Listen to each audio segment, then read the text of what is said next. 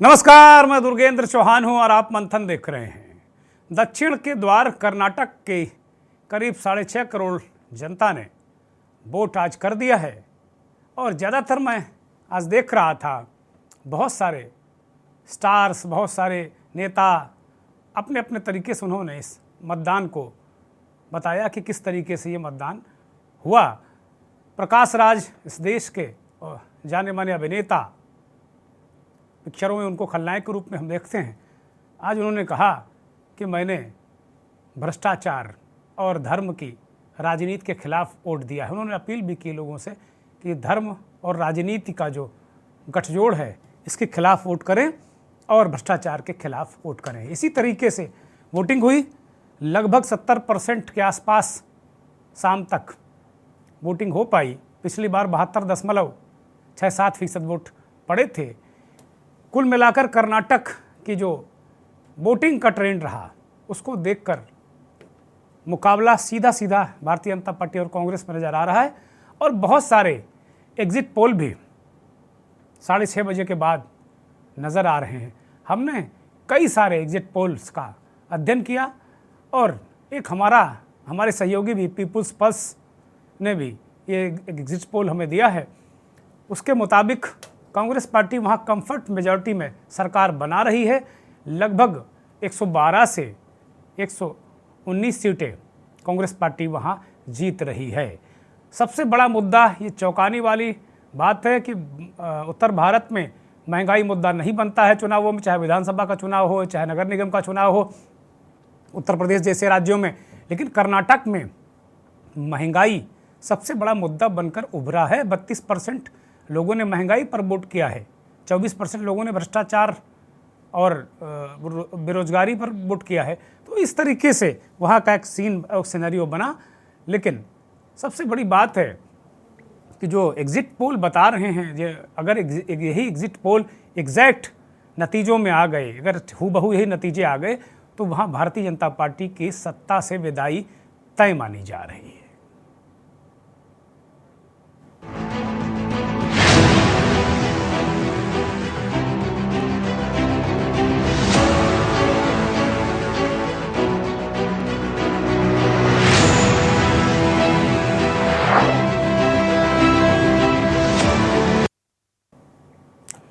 कुल मिलाकर अगर देखा जाए जो एग्जिट पोल आ रहे हैं उनके मुताबिक जो बीजेपी का स्ट्रांग होल्ड वाला इलाका है, चाहे बंगलुरु का इलाका हो या आप यूँ कहें कि बॉम्बे कर्नाटक हो, वहाँ पर भारी नुकसान बीजेपी को नज़र आ रहा है। जो एग्जिट पोल निकल कर आए हैं, बॉम्बे कर्नाटक में बीजेपी को बहुत भयानक नुकसान हुआ है। वहाँ उनकी 30 सीट से 21 सीट पर वो आते दिख रहे हैं। और निश्चित तौर पर ये वास्तव में ये अपने आप में एक अलग तरीके का है। ये एक एग्जिट पोल आपके सामने है। ये पीपुल्स पल्स और साउथ फर्स्ट का एग्जिट पोल है और एक्सक्लूसिवली ये लोग के न्यूज़ के लिए ये एग्जिट पोल करते हैं। कर्नाटक का एग्जिट पोल आपके ये सामने है और जिस तरीके से ये फाइनल टैली वो बता रहे हैं कि भारतीय जनता पार्टी 78 से 90 सीटों के बीच वहाँ सिमट रही है। कांग्रेस पार्टी 107 से 119 सीट के आसपास जा रही है। और जो जेडीएस है, जो कभी किंग मेकर होती थी, इस बार उसने किंग बनने का जो सपना पाल रखा था वो सपना शायद पूरा होता नहीं नज़र आ रहा और शायद वो इस बार किंग मेकर भी नहीं रहेंगे। 23 से 29 सीट उनकी आती नज़र आ रही हैं। तो कुल मिलाकर वास्तव में और जो अन्य हैं वो 1 से 3 सीटें नज़र आ रही हैं। इसी तरीके से कुछ और आंकड़े आपके सामने हम रख रहे हैं। कुछ और जो पोल्स हैं, हमने चूँकि इस अपने मंथन कार्यक्रम में जो पोल्स तमाम एग्जिट पोल्स आए हैं उनके अनुमान के मुताबिक आज हम बात करेंगे, चर्चा करेंगे। और ये अलग अलग तरीके के जो पोल हैं, अलग अलग तरीके के नतीजे हैं आपके सामने हैं। एग्जिट पोल कर्नाटक में 224 सीटें हैं और बहुमत का आंकड़ा यहाँ पर 113 है। तो अगर देखा जाए तो कर्नाटक का जो मुख्य मुकाबला है, पहले लग रहा था कि त्रिकोणीय है। कल जब हमने बात की थी तो ज़्यादातर लोग जो कह रहे थे कि विधानसभा त्रिशंकु हो सकती है, लेकिन मुझे आज ऐसा कुछ नज़र नहीं आ रहा है। अगर कोस्टल कर्नाटका को हम छोड़ दें तो सारे रीजन में कांग्रेस बहुत अच्छा करती नज़र आ रही है, कुछ ना कुछ वो फ़ायदे में नज़र आ रही है। कुल मिलाकर तमाम परिस्थितियाँ आपके सामने हैं और कुछ और आंकड़े भी आपको हम धीरे धीरे करके दिखाएंगे। लेकिन स्थितियां जो हैं वो भारतीय जनता पार्टी के विपरीत हैं। बहुत सारी परिस्थितियां हैं। एक और आंकड़ा मेरे सामने अभी हमारे सहयोगी लेकर आए हैं, वो ज़बरदस्त आंकड़ा है। कांग्रेस पार्टी को बहुत राहत इस आंकड़े को देखकर मिलेगी। इंडिया टुडे एक्सिस माई का एक एग्जिट पोल आया है, वो बता रहा है कि कांग्रेस पार्टी 122 से 140 सीट जीत सकती है। बहुत बड़ा आंकड़ा है। और ये मुझे लगता है कि जो एग्जिट पोल अब तक आए हैं उसमें सबसे ज़्यादा सीटें कांग्रेस पार्टी को यही एक्सिस माई इंडिया टुडे का सर्वे दे रहा है। तो कांग्रेस पार्टी एक तरीके से सत्ता में, वहाँ कर्नाटक का जो दक्षिण का द्वार है उसमें कांग्रेस पार्टी कब्जा करती नजर आ रही, और भारतीय जनता पार्टी वहाँ ये द्वार नहीं बचा पाई। सबसे बड़ा मुद्दा वहाँ महंगाई रहा।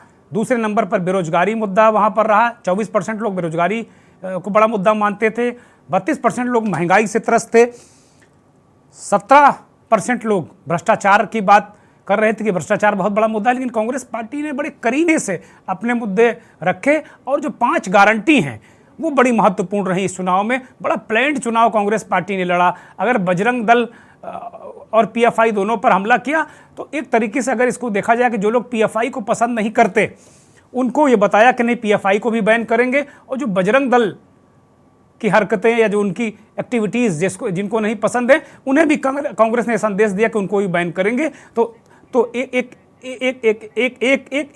तुलनात्मक जो है, एक तुलनात्मक जो हमारे सामने चीज़ें आएंगी वो हम आपको बताएंगे। थोड़ी देर में हम आपको जो ये एग्जिट पोल्स हैं इसका एक जो तुलनात्मक अध्ययन हम आपके सामने रखेंगे, महा एग्जिट पोल के न्यूज़ आपके सामने लेकर आएगा। और अपने आप में ये महत्वपूर्ण चीज़ें हैं। हमारे साथ इस पूरे चुनाव को, कर्नाटक चुनाव को बहुत अच्छे तरीके से देखने वाले, ज़मीन पर देखने वाले श्रीनाथ जी हमारे साथ जुड़ गए हैं। श्रीनाथ काकतीकर वरिष्ठ पत्रकार हैं। श्रीनाथ जी मूल रूप से मराठी हैं और बहुत वर्षों से, कम से कम 30 वर्षों से वहाँ कर्नाटक में रह रहे हैं। बहुत स्वागत, बहुत धन्यवाद, आभार आपका श्रीकांत जी। मुझे लग रहा कि आज आप बहुत दौड़ भाग आपकी रही और बमुश्किल आप इस कार्यक्रम में आ भी पाए होंगे, क्योंकि आज बड़ी मुश्किलात हैं। आप बहुत सारी आज विश्लेषण भी आपको तमाम जगह करने होंगे, लेकिन आपने मुझे समय दिया, बहुत धन्यवाद।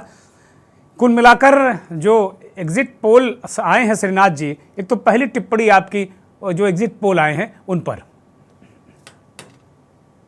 दुर्गेंद्र जी, मैं सबसे पहली बात तो ये कहना चाहता हूँ, आपके चैनल पे सबसे पहले मैं जब डिबेट के लिए आया था उस वक्त मैंने कहा था कि उस वक्त की जो पोजीशन थी इस चुनाव की वो त्रिशंकु जैसी लग रही थी जी, लेकिन त्रिशंकु रहते हुए भी कांग्रेस टॉप पे दिख रही थी जी। बीच में जब चुनाव से पहले कांग्रेस ने जो भारत यात्रा निकाली थी जी, उसके बाद में एक इलेक्शन का उन्होंने एक नियोजन बनाया था जी, उसके अनुसार बहुत अच्छी तरह से जा रही थी कांग्रेस जी। उसके बाद में बीच में जो खड़गे जी ने मोदी जी के लिए कुछ भी कहा, ये बजरंग दल का थोड़ा सा कांग्रेस का स्पीड कम हुआ। लेकिन जब आज के हालात सब बताते हैं कि बहुत सारे सर्वे आए, ओपिनियन पोल्स आ रहे हैं, मैं कहना चाहूंगा कि अभी अभी तो मैंने देखा कि इंडिया टुडे का जो ओपिनियन पोल दिखा रहा है उसमें कांग्रेस 122 से 140 अलग दिखा रहा है। जी जी, ये आंकड़ा ये आंकड़ा है, हमारे सहयोगी आंकड़ा लेकर आए हैं ये जी। हाँ, 122 से 140 दिखा रहा है ओपिनियन पोल, लेकिन मुझे नहीं लगता उतना जाएगा। लेकिन सबसे बड़ी पार्टी यानी हमारे अनुमान से कांग्रेस 110 यानी बहुमत के बहुत करीब आ गई, बहुत करीब आ गई। हमारा जो बीजेपी के बारे में जो कुछ भी चल रहा था वो 70 से 80 सीटों के ये लग रहा था। इस वक्त देखा जाए तो 80-90 तक अपनी जो बीजेपी है वो ठहर जाएगी। और हमने परसों दिन भी कहा था कि जेडीएस 22 से 28 सीटें लेके आ सकती है। आज के फिलहाल देखा है, अभी भी मैं यहाँ पे बैठा हूँ, मुझे इंतजार है बेलगाम जिला जी, जो मुंबई कर्नाटका का एक प्रांत है, उसके अभी भी जो मतदान हुआ है उसके आंकड़े आए नहीं है।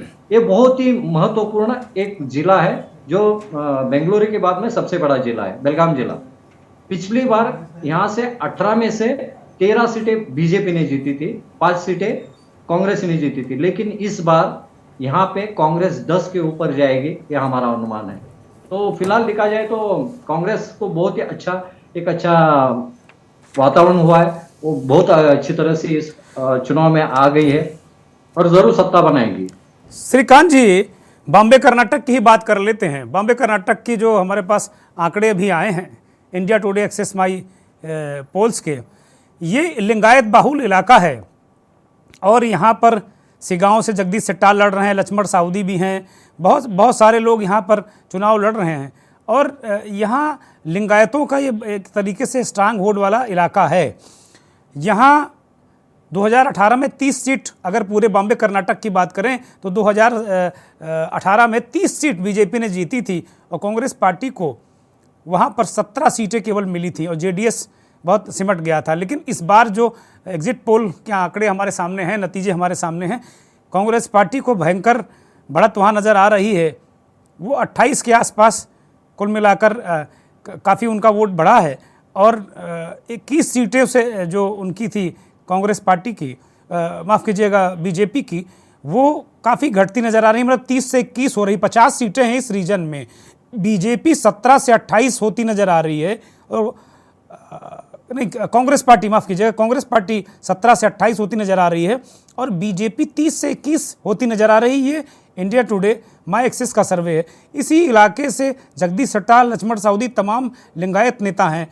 बसवराज मुंबई भी यहीं इसी इलाके से चुनाव लड़ रहे हैं, वो भी लिंगायतों के बिरादरी से आते हैं, लिंगायत हैं।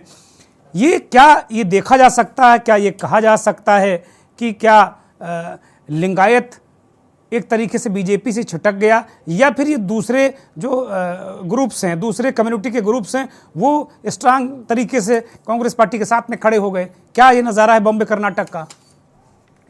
दुर्गेंद्र जी, सबसे पहले बात मैं एक बता देना चाहता हूँ कि ये अपने दिल्ली साइड वाले जो लोगों के दिल में एक बात रहती है, कर्नाटका जब बात आती है तो सिर्फ लिंगायता करके नाम आ जाता है, लेकिन ऐसी बात नहीं है। हर एक जात और इसका जो बात चलती है, मुंबई कर्नाटका इस प्रांत में सिर्फ लिंगायत ही नहीं है, उसमें कुर्बा है, मुस्लिम है। और मैं जब बात करता हूँ, हमारा जो बेलगाम जो मुंबई कर्नाटका का प्रांत है, उसमें मराठा वोटर्स ज्यादा है, ये भूलना नहीं चाहिए। सिर्फ हम बात करते हैं लिंगायत, सिर्फ बात करते हैं, लेकिन लिंगायत की नहीं बात है। यहाँ पे कुर्बर है, जैन कम्युनिटीज अच्छी है, मुस्लिम्स है, ये सब समीकरण बनाए देखा जाए तो उसके हिसाब से देखा जाए तो उसका नुकसान बीजेपी को भरना पड़ रहा है। अभी जैसे कि देखा गया कि लक्ष्मण साउदी जी चले गए।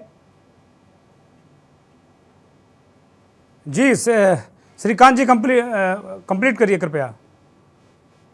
लक्ष्मण साउदी जी गए, उसका इफेक्ट बीजेपी का होने वाला है। यहाँ से हमारे जगदीश शेट्टर जी गए, जो हुबली सेंट्रल से है, उसका उनको भुगतना पड़ रहा है।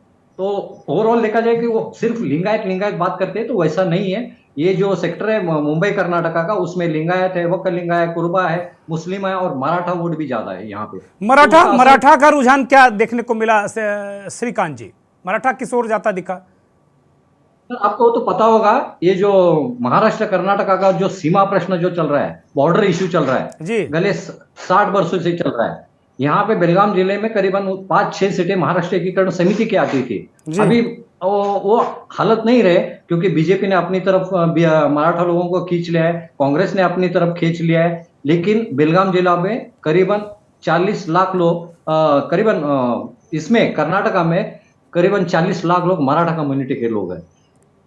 किसी भी पार्टी में, बीजेपी हो, कांग्रेस में हो, बड़े बड़े पदों के ऊपर मराठा कम्युनिटीज के लोग हैं।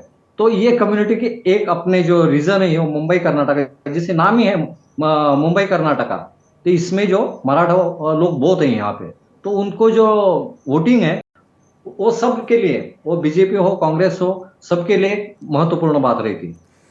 श्रीकांत जी, एक और बड़ा महत्वपूर्ण प्रश्न है कि कोस्टल कर्नाटका में बीजेपी ने अपने परफॉर्मेंस को रिपीट ही रखा। उसकी 16 सीटें थी और एग्जिट पोल में 16 ही सीटें आती नजर आ रही हैं। कहते हैं कि ये इलाका जैसे उत्तर प्रदेश है कि हिंदुत्व बड़ा प्रभावी रहता है, इस तरीके के धर्म वाले बड़े मुद्दे वहाँ होते हैं। वहाँ बजरंगबली जी का गदा चल गया है कांग्रेस पर, वहाँ लग रहा है ऐसा। दुर्गेंद्र जी, एक बात कहना चाहता हूँ जी, ये जो कोस्टल एरिया है, उसमें उडुपी, मैंगलोर, कारवार, ये जो इलाका है, ये जो इलाके में यहाँ से ही सब जो कुछ भी हलाल हिजाब जो कुछ भी मुद्दे निकले वो वहां से ज्यादा इश्यूज ज्यादा होते हैं। जी और वहां से जो सीटी रवि जी बीजेपी के बड़े नेता है, जी दूसरे विधानसभा के जो अध्यक्ष है विश्वेश्वर कागेरी हेगड़े, जी वो भी इसी इलाके से है। तो उस तरफ वहां पे बजरंग दल ने अपना एक खुद का ये स्ट्रॉन्ग ये बनाया है हिंदुत्ववाद। उसके अनुसार इस बार भी बीजेपी ने कोस्टल एरिया में अपना दबदबा कायम रखा हुआ दिख रहा है। अच्छा, ये एक वापस फिर आते हैं मुंबई कर्नाटक पर। कहते हैं ये आरएसएस का बड़ा स्ट्रांग होल्ड वाला इलाका है, यहाँ पर बीजेपी के बहुत बड़े बड़े नेता हैं।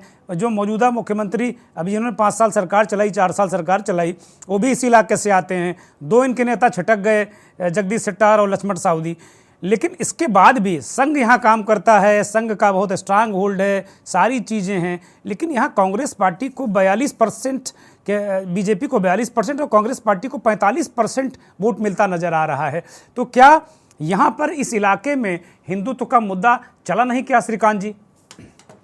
जी नहीं, हिंदुत्व का मुद्दा चला नहीं, उसके कारण भी बहुत है जी। सिर्फ भावनाओं में बह के नहीं चलेगा। कुछ जो इश्यूज है जैसे कि महंगाई थी, बेरोजगारी थी, भ्रष्टाचार का मुद्दा था, इसके ऊपर भी लोगों ने बहुत सारा ध्यान दिया। वो श्रीकांत जी, आपकी आवाज दर्शक सुन नहीं पा रहे हैं, कृपया ठीक करें उसको। नमदल्लारू कांग्रेस श्रीकांत जी, आप सुन पा रहे हैं? सुन रहे, आप बोलिए, कंप्लीट करिए, फिर मैं दूसरे मेहमानों के पास जाऊंगा। सिर्फ हिंदुत्व की बात नहीं थी। यहाँ के लोगों ने इस बार जो देखा है वो महंगाई को देखा है, भ्रष्टाचार को देखा है, बेरोजगारी को देखा है, और उसके अनुसार उन्होंने वोटिंग किया। और किसी भी हालत में लोगों को थोड़ा सा चेंज भी चाहिए था। ये सुन के बात के पक गए थे लोग कि सिर्फ हिंदुत्व नहीं चाहिए, उसके बाद लोगों के आम दिन की जो परेशानी है उसकी तरफ भी ध्यान देना चाहिए था, और उसी तरफ लोगों ने ध्यान दिया है। ठीक बात है, आप बने रहिए हमारे साथ श्रीकांत जी। 2 और हमारे साथ मेहमान जुड़े हैं, कांग्रेस पार्टी के प्रवक्ता चंद्रेश कुमार जी हमारे साथ जुड़े हैं। चंद्रेश जी, बहुत स्वागत, बहुत धन्यवाद आपका। और आलोक त्रिपाठी, वरिष्ठ पत्रकार, हमारे साथ जुड़ गए हैं। चंद्रेश जी, जो एग्जिट पोल बता रहे हैं वो तो उसके मुताबिक तो आपको मैं शुभकामनाएं दे दूं वहाँ कर्नाटक में सफलता के लिए। अब ये एग्जैक्ट होते हैं कि नहीं होते हैं ये तो अलग बात है, लेकिन जो ट्रेंड रहा है अब तक के हाल के जो एग्जिट पोल होते हैं वो लगभग उसी के आसपास हो जाते हैं। इस बीच हमारे साथ भारतीय जनता पार्टी के नेता श्रीनाथ जी भी हमारे साथ जुड़े हैं, लगातार वो जुड़ते हैं, बहुत भले आदमी हैं, अच्छी बातें करते हैं। श्रीनाथ जी, बहुत स्वागत, बहुत धन्यवाद। और संजय सिंह, चुनाव विश्लेषक। सारे लोग बहुत व्यस्त हैं आज, चूँकि आज का दिन ही ऐसा होता है कि तमाम सारे मसरूफियतें होती हैं लोगों की। संजय जी का भी बहुत स्वागत, बहुत धन्यवाद, और श्रीनाथ जी का भी। मैं सीधे एक रिएक्शन पहले चंद्रेश कुमार जी से लूँगा, जो एग्जिट पोल आए हैं उसके मुताबिक आप एक रिएक्शन दीजिए। कांग्रेस पार्टी कर्नाटक के चुनाव को लगातार मुद्दे पर लड़ना चाहती थी और मुद्दे पर ही चुनाव लड़ी। भारतीय जनता पार्टी इस चुनाव को बार बार सांप्रदायिकता की तरफ मोड़ने की कोशिश की, और कर्नाटक की जनता ने इस बार मूड बना लिया था कि विकास के मुद्दे पर वोट होगा, भ्रष्टाचार के खिलाफ वोट होगा।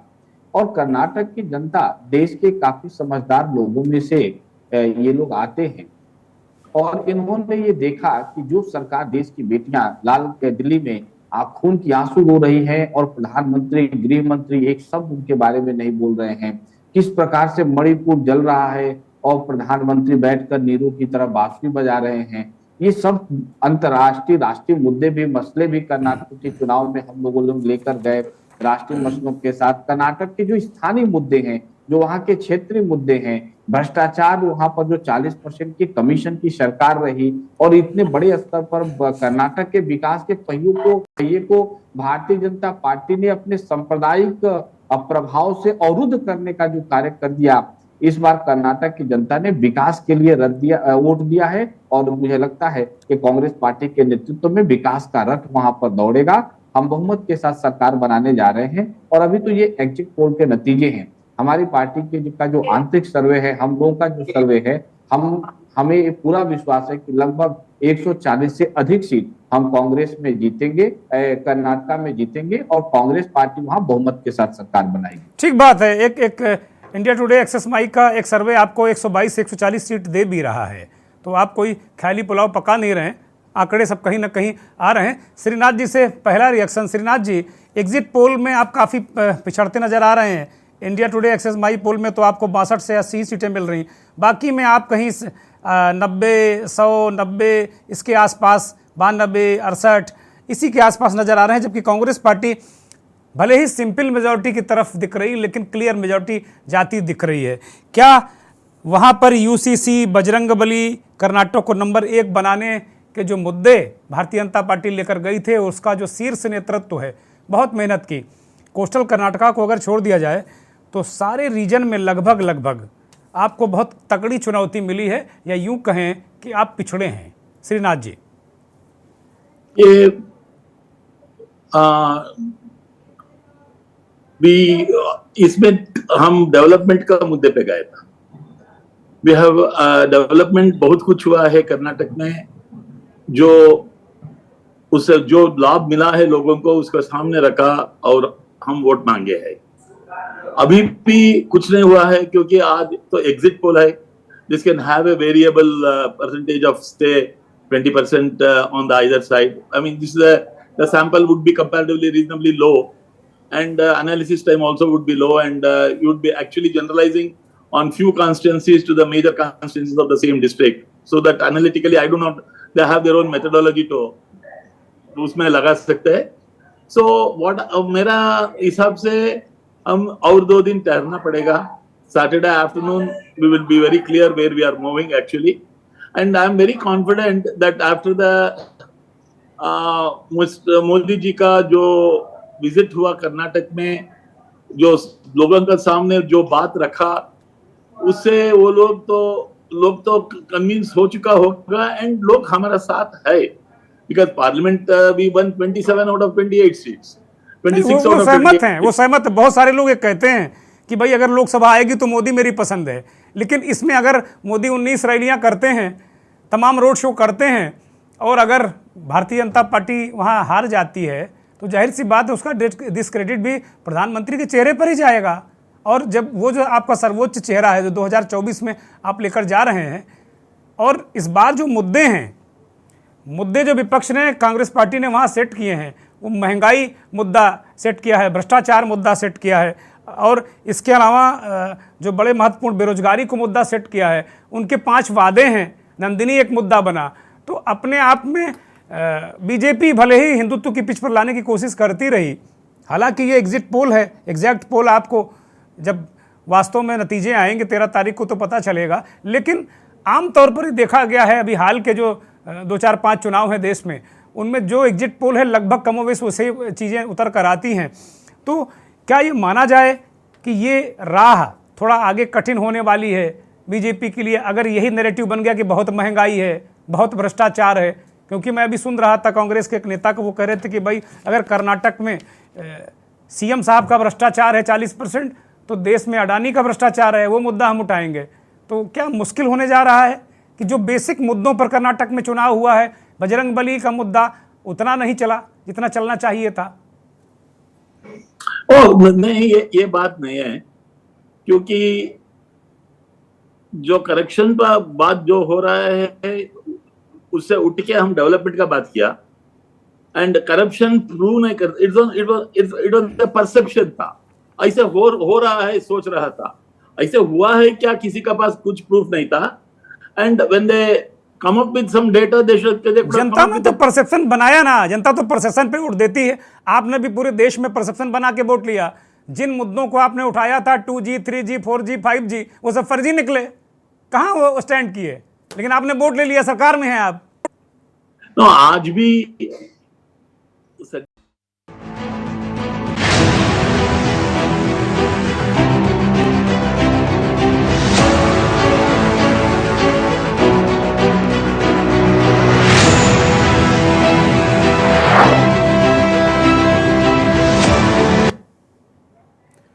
ब्रेक के बाद वापस आ गए हम, सीधे संजय सिंह के पास चलेंगे, चुनाव विश्लेषक।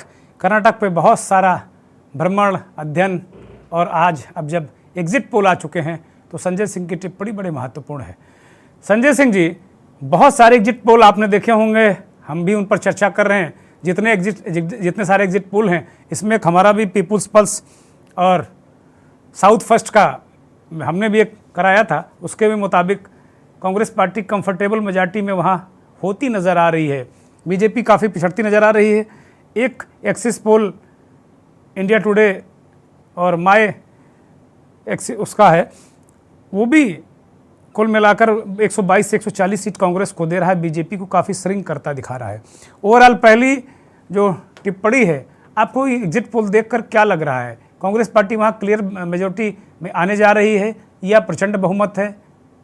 संजय सिंह जी, मैं पहले तो मैं आपको बताऊं कि सबसे ज्यादा तो मैं इसलिए आपको धन्यवाद देना चाहूंगा कि कर्नाटक इलेक्शंस पे जिस तरह से आपने सीरीज में अपने मंथन कार्यक्रम में कर्नाटक के इलेक्शन को बनाए रखा और उसमें बहुत ही समृद्ध पैनल जोड़ते रहे आप, और आज सेकेंड लास्ट है, आज के बाद फिर आप फाइनली जब फाइनल खेलेंगे तो 13 तारीख को सही तस्वीर आएगी सामने। मैं यहाँ पर ये कहना चाहता हूँ, मैंने लास्ट जब आपका मंथन कार्यक्रम था मुझे बहुत ही पसंद है और आपके साथ कार्यक्रम में हिस्सा लेके अच्छा लगता है। मैं बताना चाहूंगा कि ये एकदम तय है कि अब कर्नाटक में कांग्रेस पार्टी पूर्ण बहुमत की सरकार बनाने की तरफ बढ़ रही है और लगभग मैं आपको अगर ये कहूं तो 115 से 120 सीट के आसपास कांग्रेस को मिलने की संभावना। और मैं इतना कहना चाहूंगा कि एक बहुत महत्वपूर्ण बात है, अगर आप ये देखें कि पिछले बार 2018 के इलेक्शन में कर्नाटक में 72% वोटिंग हुई थी जी। इस बार जो वोटिंग का परसेंटेज है वो 65 प्लस कुछ 89 पॉइंट है, मान लीजिएगा हम 66% मान लेते हैं जी। तो एक तो इस बार ये इस बात का प्रतीक है कि इतना सारा इलेक्शंस करने के बाद भी लोग पिछले बार की अपेक्षा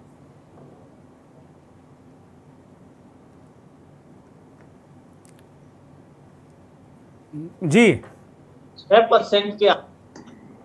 6% के आसपास वोटिंग कम हुई है जी। तो ये भी अगर वोटिंग कम हुई है ये भी एक सत्तारूढ़ दल के लिए कहीं ना कहीं से एक नुकसान है, क्योंकि पिछले बार बहुत उत्साह था और पिछले बार के इलेक्शंस में अगर आप देखें तो कांग्रेस को वोटिंग परसेंटेज कांग्रेस का बहुत बढ़ा था जी, लेकिन बीजेपी से वो बहुत कम सीट पाया था और वोटिंग परसेंटेज उनका बहुत था। तो ओवरऑल उन्हें 38% वोट मिला था, बीजेपी को 36% वोट मिला था, कांग्रेस को 80 सीटें, बीजेपी को 104 सीटें, 2% का अंतर था। मैं वही आपको बताना चाह रहा हूं। लेकिन इस बार के इलेक्शंस में जो मैं महत्वपूर्ण बात आपको बताना चाह रहा हूं, जो ग्राउंड रियलिटी है, वो रियलिटी ये है कि प्रधानमंत्री जी ने जिस तरह से वहां पे कैंपेनिंग की, लगातार वहां पे सभाएं की और उन्होंने इलेक्शंस को मोड़ने की कोशिश की, और मैं ये कह सकता हूं कि कांग्रेस को कम से कम 20 सीट और मिलती। प्रधानमंत्री जी के प्रयास से वहां 20 से 25 सीट का इजाफा हुआ और ये एक बहुत महत्वपूर्ण बात है कि उन्होंने इलेक्शंस में जो कहा जाए कि एक तरह से इलेक्शन कैंपेन को बहुत रोचक बनाया, इलेक्शंस को एकदम सीधे तौर पे जो एकदम पहले बहुत इज दिख रही थी, कांग्रेस की बढ़त दिख रही थी, उसको रोकने में कामयाब हुए और कामयाब होने के साथ साथ जिन जिन इलाकों में हुआ वो उनकी मेहनत की वजह से हुआ। ये कह सकते हैं कि कांग्रेस पार्टी के लिए मैं इतना जरूर कह सकता हूं कि पहले 140 से 145 सीट 15 दिन पहले इलेक्शंस में हम लोग मान के चल रहे थे कि कांग्रेस इस बार 135 से 45 तक जाएगी। उसमें से अभी जो परिस्थिति है कि वो 20 सीट लगभग उन्होंने कम हुई है और 20 सीट का वो इजाफा जो है वो कांग्रेस की से हटके भाजपा की तरफ दिख रहा है। अब कांग्रेस जो एक खतरा है, वो खतरा ये है कि 113 चाहिए और बहुत थिंक मेजोरिटी से सरकार में आएंगे, तो अगर थिंक मेजोरिटी से आएंगे तो नेगोशिएशन और बार्गेनिंग इनके खतरे बहुत बढ़ जाते हैं और ऐसी परिस्थिति जब भी होती है तो वो निश्चित तौर से जहां पे है वहां पे खरीद फरोख्त की संभावनाएं ज्यादा बढ़ जाती हैं। हाल के दिनों में मध्य प्रदेश में भी वही हाल हुआ था, कई राज्यों में उस तरह की स्थिति रही है। तो ये एक देखना है कि अब आने वाला जो दृश्य कैसे दिख रहा है। मैं ये मान रहा हूं कि कांग्रेस ले दे के किसी भी तरह से बहुमत को के आंकड़े को छूती नजर आ रही है।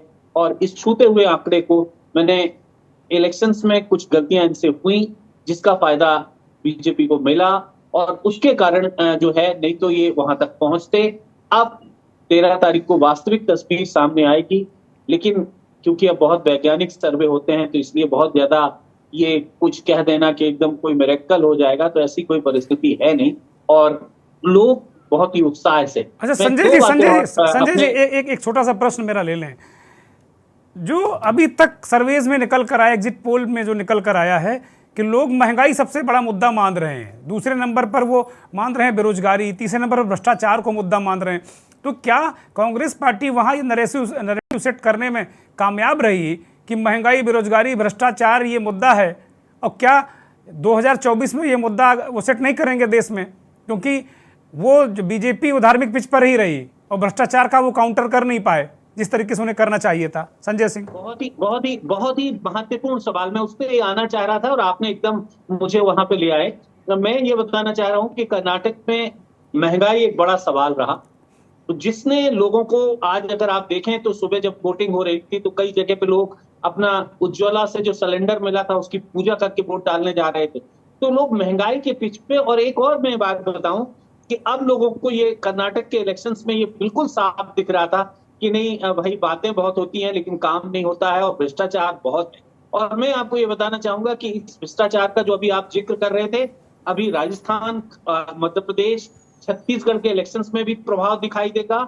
चाहे वो किसी भी दल की सरकारें हों, सबको भ्रष्टाचार के सामने मुकाबला करना पड़ेगा। और इसके साथ ही साथ जो एक बड़ी बात ये रहेगी कि भ्रष्टाचार का मुद्दा तो नहीं, लेकिन महंगाई का मुद्दा 2024 में पहला नंबर का रहेगा। और ये एक तरह से देश में बहुत दिनों से एक मुद्दे की कमी दिख रही थी, एक इस तरह का नैरेटिव नहीं दिख रहा था, लेकिन अब इस इलेक्शंस के बाद में, कर्नाटक इलेक्शंस के बाद में ये हो गया कि लोग कह रहे थे कि इशू लेस, और तमाम तरह के लोग कह रहे थे कोई मुद्दा नहीं है, कुछ भी नहीं। लेकिन अब देश का जो बड़ा नैरेटिव जाएगा वो यहीं पे जाएगा और निश्चित तौर से महंगाई इस समय हाल के दिनों में बड़ा सवाल है और उस पर होगा। मैं ये आपको दर्शकों को बताना चाहूंगा कि कर्नाटक में इतने धार्मिक उथल पुथल के बाद भी ये मुद्दे बने रहे, ये निश्चित तौर से ये मान के चलिएगा कि जनता के अंदर बहुत अंदर तक ये बैठे हुए हैं। मुझे लगता है कि कर्नाटक के लोग इस देश को क्या राह दिखाने जा रहे हैं। श्रीनाथ जी से एक टिप्पणी कि महंगाई, श्रीनाथ जी, मुद्दा बन रहा है और ये आपको दिक्कत होने वाली है। अगर यहाँ पहले, सबसे पहले महंगाई मुद्दा बनी, हिमाचल प्रदेश में आपकी सरकार गई, कर्नाटक में आपकी सरकार जाती दिख रही है। 13 तारीख को हम लोग फिर मिलेंगे तो ये तस्वीर बिल्कुल साफ होगी, चूंकि आप और आपकी पार्टी मानने को तैयार नहीं कि आप चुनाव हार रहे हैं आप। लेकिन संजय सिंह ने कहा कि अगर ये लोकसभा के चुनावों में महंगाई मुद्दा बनेगी और पहले नंबर पर ये कह रहे हैं मुद्दा बनेगी, तो बहुत मुश्किलें आने वाली हैं आपको। श्रीनाथ जी अनम्यूट करिए कृपया, आपको हम सुन नहीं पा रहे हैं श्रीनाथ जी।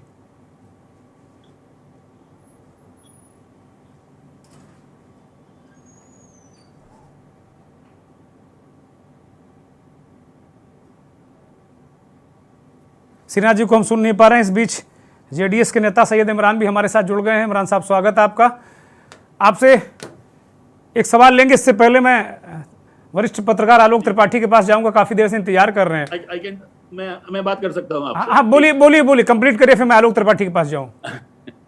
इसी जो नैरेटिव आप जो कर्नाटक से राष्ट्रीय मुद्दे बनाने के लिए सोच रहे हैं,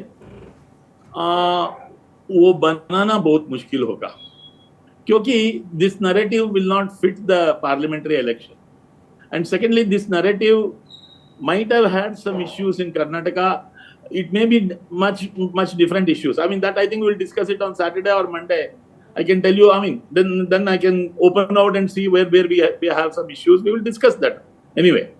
But on these issues, you see, the price rise issue will not come to the mind of a person when he thinks of the security of the country, position of the country in the world and how strong the country is. और nationality का issue जो होता है, मुद्दा होता है, उसका सामना ये बहुत छोटा बन जाता है, ये इसमें वर्कआउट नहीं होगा। And this has so many other problems and I don't want to discuss that today. Shrinath ji, national issue तो यहाँ भी उठाए गए थे ना कि हिंदुत्व खतरे में है, बजरंग बली जी, यही बीजेपी के नेशनल इशू यही है। जो सांस्कृतिक राष्ट्रवाद है बीजेपी संघ का, वही नेशनल इशू है। Not the nationalism. Already the narration वही मैं कह रहा हूं, सांस्कृतिक राष्ट्रवाद। आपका But नेशनलिज्म कर्नाटक अलग में- है, विपक्ष का नेशनलिज्म अलग है। Yeah. No, मगर ये इसमें क्या होगा? Price rise cannot be, I mean, you are trying to say it can become a national issue. For that I said for national issue दूसरा अलग issues भी है। वो issues 77 में आप लोगों ने नारे लगाए थे, खा गई शक्कर पी गई तेल, ये देखो इंदिरा का खेल, सरकार चली गई। अगर इस तरह का नैरेटिव बना पाएंगे तो आप भी जाएंगे, क्यों नहीं जाएंगे आप? नहीं, वो देखना पड़ेगा। लेट मी से ये मुद्दे पे डिस्कस करेंगे, मगर let us finish Saturday and then do आपके इट। अनुसार महंगाई मुद्दा नहीं था यहाँ पे और ना बनने जा रहा है। एक्चुअली मुद्दा और कोई था। There is I mean there were certain interesting issues what the electorate found, but we need to sit and analyse that and let us see the results and then talk about it.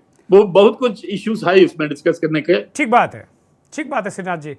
मैं आलोक त्रिपाठी के पास जाऊंगा। आलोक त्रिपाठी, कर्नाटक को लेकर पूरे देश में, दिल्ली से लेके बंगलोर तक, कश्मीर से लेकर कन्याकुमारी तक, चारों तरफ ये चर्चा थी कि कर्नाटक चुनाव इस देश को एक नई दिशा देने जा रहा है, इस पॉलिटिक्स को भी, पक्ष को भी और भारतीय जनता पार्टी की जो सरकार है उसको भी। ये कहा जा रहा था दक्षिण का द्वार है। लोग बताते हैं कि 129 सीटें हैं दक्षिण में लोकसभा की, और जो एग्जिट पोल हैं उसके मुताबिक कांग्रेस पार्टी की वहाँ सरकार बनती नजर आ रही, भले ही सिंपल मेजॉरिटी दिख रही है। हालांकि एक दो चैनल 140 तक सीटें दे रहे हैं जो सर्वे कंपनियां हैं। लेकिन अभी संजय सिंह ने कहा कि हाँ, मोदी जी ने जो एग्रेसिव कैंपेन किया, बजरंगबली का गदा उन्होंने खुद ही उठा लिया। अगर वो नहीं उठाए होते तो कांग्रेस पार्टी 20 सीटें ज्यादा होती। आलोक त्रिपाठी। दुर्गेश जी बिल्कुल सही कहा आपने।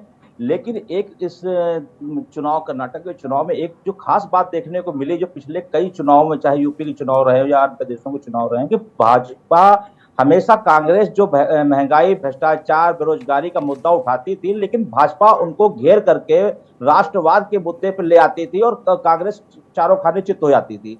लेकिन कर्नाटक का चुनाव में कांग्रेस ने थोड़ी सी गलती की, लेकिन फिर भी उसने उस मुद्दों को, चाहे बेरोजगारी हो, चाहे भ्रष्टाचार हो, इन मुद्दों को बनाए रखा और मुद्दों को मजबूती से, और यही कारण रहा कि वहां पे उसको सफलता मिली।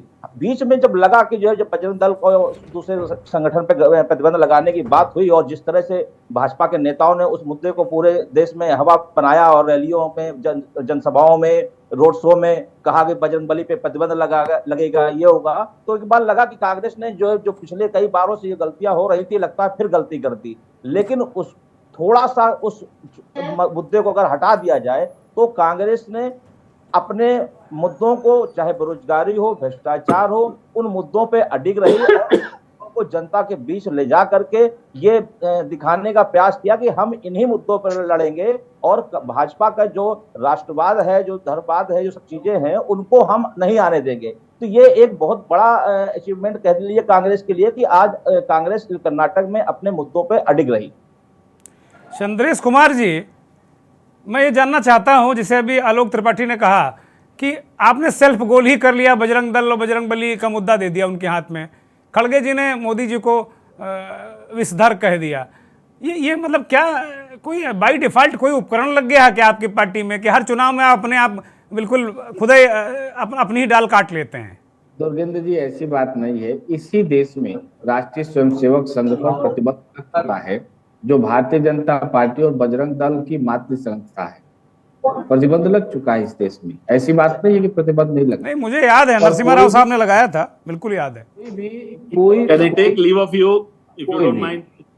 हाँ, प्लीज प्लीज, कृपया कृपया, बहुत धन्यवाद, बहुत धन्यवाद जी। दूसरी बात कि बीजेपी इस चुनाव को रेगुलरली हमेशा हर बार की तरह कम्युनिज्म के पीछ पर चुनाव लड़ना चाहती थी जी, और हम लगातार उससे इस बार इस कर्नाटक के चुनाव में ये देखा गया कि हम बीजेपी का हाथ पकड़कर लगातार डेवलपमेंट के पीछ पर, करप्शन के पीछ पर, इन्फ्लेशन के पीछ पर ला रहे थे और जवाब सवाल कर रहे थे, और भारतीय जनता पार्टी के लोग इसको जवाब देने में असमर्थ थे। हमने नेशनल इशू को भी लेकर गए, मणिपुर का मुद्दा हमने उठाया कि देखिए भारतीय जनता पार्टी की सरकार में किस प्रकार की वहां स्थिति है, 60,000 लोग बेघर हैं। हमने ये भी मुद्दा उठाया कि एनसीआरबी के आंकड़े के अनुसार गुजरात से लगभग 60,000 महिलाएं गायब हैं, इसका जवाब कौन देगा? देश की पहलवान बेटियां दिल्ली में न्याय की भीख मांग रही हैं और कर्नाटका की जनता जागरूक है, वो मुद्दों को समझती है और वहां के जो लोकल मुद्दे हैं, वहां के प्रत्येक कॉन्स्टिट्यूएंसी के जो बेसिक कुछ इश्यूज हैं, उस पर भी हमारे नेताओं ने भारतीय जनता पार्टी को घेरने का कार्य किया। भारतीय जनता पार्टी का जो वहां लहर दिखा बीच में थोड़ा बहुत, या जो उनका प्रभाव देखने को मोदी जी के रैली के थ्रू आया, वो प्रभाव नहीं था, वो एक प्रायोजित एक तरह से ढंग से कार्यक्रम उसको डिजाइन किया गया था। उस पर प्रधानमंत्री जी के अलावा बजरंग बली का जय के अलावा कोई उनके पास सब्जेक्ट ही नहीं था जिस पर वो अपनी बात कर सके। लिहाजा हमने चंद्रेश जी, वही तो उनका सबसे प्रमुख सब्जेक्ट है, वही वो पढ़ते हैं, वही पढ़ाते हैं। मैं कल गणित का पर्चा वही है जो आप लोग झेल नहीं पाते हैं, दिक्कत ये है। दुर्गेंद्र जी, एक बात मैं बता रहा हूँ, कल मैं ओशो को पढ़ रहा था तो बड़ा बढ़िया एक लाइन उन्होंने आया कि दुनिया के अंदर यदि देखा जाए, पूरा हिस्ट्री पॉलिटिक्स का देखा जाए तो धर्म गुरुओं में और राजनीति में एक बड़ा बढ़िया साठगांठ रहा है। धर्मगुरु राजा को ईश्वर का अवतार बताते हैं, राजा उनके पैर पर गिरता है और जनता के विश्वास का ये दोनों जो है गला घूटते हैं और मजा काटते हैं। लेकिन ये हमेशा नहीं चलेगा। जब जनता जान जाएगी कि आपका हिंदू, फिर आप एक विवादित बयान दे रहे हैं, आप फिर एक विवादित बयान दे रहे हैं कि धर्मगुरु ऐसा करते हैं। सारे धर्मगुरु आपके खिलाफ अभी खड़े हो जाएंगे, फिर कल से परेशान हो जाएंगे आप। मैंने सारे धर्मगुरु की बात नहीं की, मैंने एक कोट किया।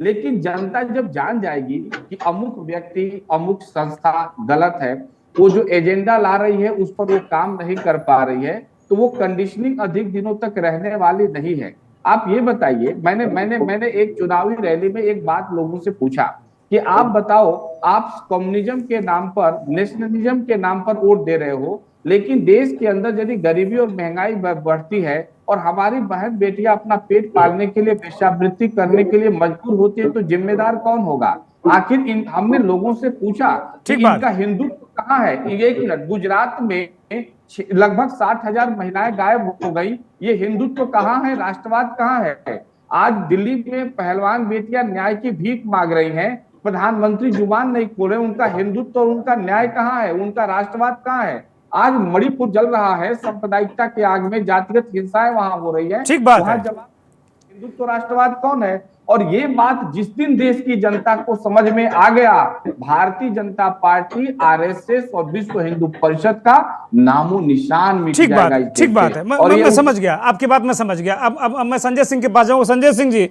मैं देख रहा था अभी बंगलुरु कर्नाटक को, मैं देख रहा था, मोदी जी ने सबसे ज्यादा ताकत यहाँ लगाई, सबसे ज्यादा जोर लगाया वहां पर, और ऐसा लग रहा था कि बहुत अच्छी स्थिति में वहाँ, हालांकि कांग्रेस का स्ट्रांग होल्ड माना जाता था, वहाँ की जो कुल 28 सीटें हैं उसमें 15 सीटें पिछली बार कांग्रेस ने जीती थी, 11 सीटें बीजेपी ने जीती थी 2018 में, और जेडीएस को 1 सीट मिली थी। इस बार जो एग्जिट पोल बता रहा है वो कह रहा है कि कांग्रेस 2 सीटें बढ़ के जीत रही, 17 सीटें, बीजेपी 10 सीटों पर आ रही है। यहाँ ओकालिंगा का प्रभाव है। अब क्या डीके शिव कुमार जो ओकालिंगा लीडर हैं, क्या जो बीजेपी के खिलाफ कांग्रेस ने अपने जो जातियों को नुमाइंदगी करने वाले नेता हों, चाहे वो ओकालिंगा हो, चाहे लिंगायत हो, चाहे एससी हो, चाहे एसटी हो, चाहे कुर्बा हो, क्या उनका प्लेसमेंट बहुत अच्छा किया, या डीके शिव कुमार जैसे लोगों ने कुछ ज़्यादा चीज़ों को वो कर ले गए? एक मेरा बड़ा महत्वपूर्ण सवाल है कि ये तो प्रधानमंत्री जी ने पूरा इस इलाके को छान मारा, दे रैली, उसके बाद भी एग्जिट पोल कुछ अलग कहानी कह रहे हैं।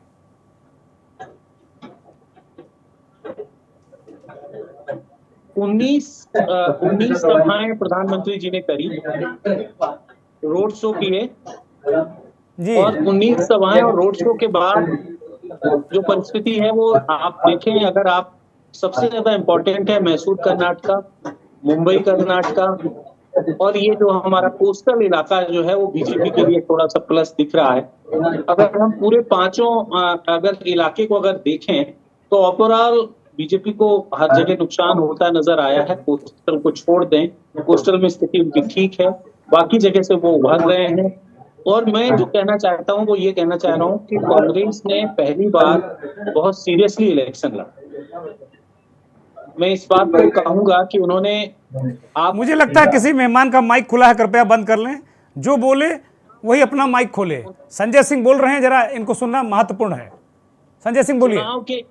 चुनाव के पहले उन्होंने एक तो टिकट बहुत पहले डिक्लेयर किए, टिकट देते समय भी उनकी रणनीति में बहुत कुछ ध्यान रखा गया और टिकट ठीक बांटे गए। जिस तरह से कांग्रेस में टिकट के बंटवारे को लेकर आरोप लगते हैं, ये पहली बार है कि इस तरह के बहुत खुल के आरोप सामने नहीं आए। आवाजें तो थोड़ी बहुत टूटती ही रही, लेकिन हाँ, और बीजेपी में विद्रोह रहा। उनके 7 एमएलसी चुनाव उनके खिलाफ लड़ रहे हैं, एक पूर्व सीएम, एक पूर्व डिप्टी सीएम उन्हीं के खिलाफ हैं सब। ये जो कमोबेश जो परिस्थिति थी उसको और कोऑर्डिनेशन के लेवल पे चीजें ठीक रही। दूसरा एक और इम्पोर्टेंट बात बताएं कि कांग्रेस ने इस बार एक अच्छा काम किया था कि अपने सारे जनरल सेक्रेटरीज को इलाके वाइज जिम्मेदारियां दी जी, बहुत सीनियर लीडरशिप्स को पूरा उतारा था और देश भर की जितनी भी खासतौर से उनके नेता हैं, जैसा प्राय भारतीय जनता पार्टी करती है, उसी तरह से कांग्रेस ने किया था। और एक और बड़ा फायदा वहां जो मिला है वो खड़गे जी के राष्ट्रीय अध्यक्ष होने का भी फायदा मिलता हुआ दिख रहा है। और वो एक तरह से जो वो अपनी जाति में एक लीडरशिप के तौर पे उन्होंने स्थापित करने की कोशिश की। दूसरा जो कई ऐसे कारण रहे, लेकिन इन कारणों में से एक बड़ा कारण जो है वो ये है कि इन लोगों का आपस में कोऑर्डिनेशन सिद्धरमैया और शिवकुमार का, DK शिवकुमार का बना रहा और उसको बनाए रखने में कांग्रेस ने काफी स्ट्रेटेजिकली उन लोगों को लगा रखा था। और जो लोग थे जो इस पूरे से दोनों के बीच में बातचीत को, दोनों के निर्णयों की भूमिका में बनाए रखे। ओवरऑल अब ये देखना है कि कांग्रेस अगर सत्ता में आती है तो इसके बाद में भी, क्योंकि जनता इनके सामने एक बड़ी चुनौती है, इन्होंने वादे बहुत किए, तो इनके लिए भी एक बहुत चैलेंजिंग होगा कर्नाटक में कि अगर कर्नाटक में जो कांग्रेस ने तो माता चामुंडेश्वरी के सामने कसम खा ली है कि कसम से पूरे 5 वादे पूरे करेंगे। तो ये जो इन्होंने 5 वादे पूर्ण करने की बात करी है, उस वादों को निभाना इनके लिए भी जिम्मेदारी। और इन्होंने सबसे एक बड़ी बात की है बेरोजगारी दूर करने के लिए, और यूथ को इन्होंने कहा 2.5 लाख सरकारी रोजगार देंगे। तो ये इस तरह का जो है, तो कांग्रेस के सामने अभी बड़ी चुनौती है। और अगर ये सत्ता में आते हैं तो इसको कैसे, और अगर इन्होंने बेहतर परफॉर्मेंस करा तो अभी, क्योंकि अभी लगभग 5 महीने हैं छत्तीसगढ़ और राजस्थान मध्य प्रदेश के इलेक्शंस में, तो उस समय तक अगर ये अच्छा परफॉर्मेंस करे तो इन राज्यों के ऊपर एक अच्छा प्रभाव आएगा। और अगर बीच में इनका परफॉर्मेंस गड़बड़ाता है, वादे नहीं होते हैं, तो निश्चित तौर से इन राज्यों के ऊपर प्रभाव पड़ेगा। तो आने वाले दिन बहुत महत्वपूर्ण हैं। लेकिन स्ट्रेटेजिकली एक और जो मैं बात कर दूं कि बहुत सारे इस समय नॉन पॉलिटिकल लोग भी कर्नाटक में बहुत सक्रिय रहे हैं, उन लोगों ने भी अपने तरह से कैंपेन्स को बहुत अलग अलग तरह से करने की कोशिश की है। तो मैं ओवरऑल जो कहूं कि एक तरह से कर्नाटक का इलेक्शन इस बार किसी नेशनल इलेक्शन से कम नहीं था। जो दिख रहा था वो बहुत ही ज्यादा एग्रेसिव। और संजय जी, कांग्रेस की जो social media team, planning cell, कहते हैं कि एक 2009 बैच के IAS जिन्होंने NRC को लेकर उन्होंने इस्तीफा दे दिया था, वो भी कांग्रेस के जो ब्रेन है उसके साथ जुड़े। और सुनील जी जो उनका सोशल मीडिया देखते हैं, सुनील वेल्लापुल्ली करके, वो काफ़ी सक्रिय हैं। तो एक तरीके से सोशल मीडिया के जरिए भी उन्होंने जवाब दिया। भ्रष्टाचार वाला विज्ञापन याद करिए, कैसा ज़बरदस्त काउंटर किया। तो कुल मिला के आप जो बता रहे हैं कि कंप्लीट रणनीति इस तरीके की रही। एक और बड़ा महत्वपूर्ण सवाल संजय सिंह जी है आपसे कि क्या जिन लिंगायत के भरोसे, पूरे कर्नाटक में 14% है लिंगायत, वो लिंगायतों के भरोसे एक तरीके से लिंगायत बड़ा बीजेपी का बहुत सपोर्ट रहा है। 68% लिंगायतों ने पिछली बार 2018 के चुनाव में बीजेपी को वोट दिया था, और लोकसभा में तो 80% लिंगायत ने उनको दे दिया था बीजेपी को। और इसी लिंगायत ओकालिंगा, इनको लेकर तो क्या लिंगायतों के सबसे बड़े नेता जो येदियुरप्पा सक्रिय नहीं नजर आए? जबरदस्ती लगा उनको, जब भी किसी मंच पर आपने भी देखा, हमने भी देखा, वो बड़े निराश से, नीरस से, अगर मोदी जी दूसरी तरफ हाथ हिला रहे हैं तो येदियुरप्पा साहब का दूसरी तरफ मुंह है, कहीं शाह साहब के साथ वो बैठे हैं तो अलग तरीके का एक फील दे रहे हैं। तो क्या येदियुरप्पा की नाराजगी इस पर जो इनका लिंगायत समुदाय का वोट है, वो क्या एक तरीके से कांग्रेस पार्टी कुछ बांटने में कामयाब रही? क्योंकि कांग्रेस पार्टी ने भी जगदीश शेट्टार, लक्ष्मण सावदी इनको आगे किया। कांग्रेस ने लिंगायत, और मैं ये बात कहूं कि मौजूदा सरकार से लिंगायत की नाराजगी थी।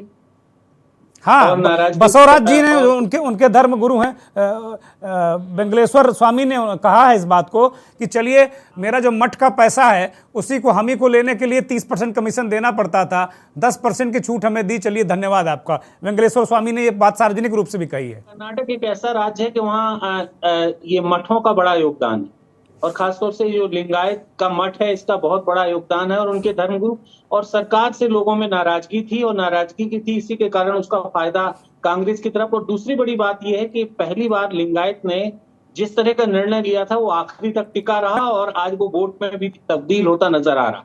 तो इससे यह है कि इतनी अधिक नाराजगी थी कि बार बार उनको ये कोई मन मस्तिष्क उनका नहीं बदल पाया। वो जहां पे उन्होंने निर्णय लिया था कि हमको सरकार बदलनी है, और देखिए बहुत एक कॉमन बात कह के मैं अपनी बात खत्म करूंगा। इतनी सब बातें कि ये मीडिया कैंपेन जब जीतती हैं कुछ चीजें तो सारा आदमी अपनी तारीफ करता है, लेकिन मैं ये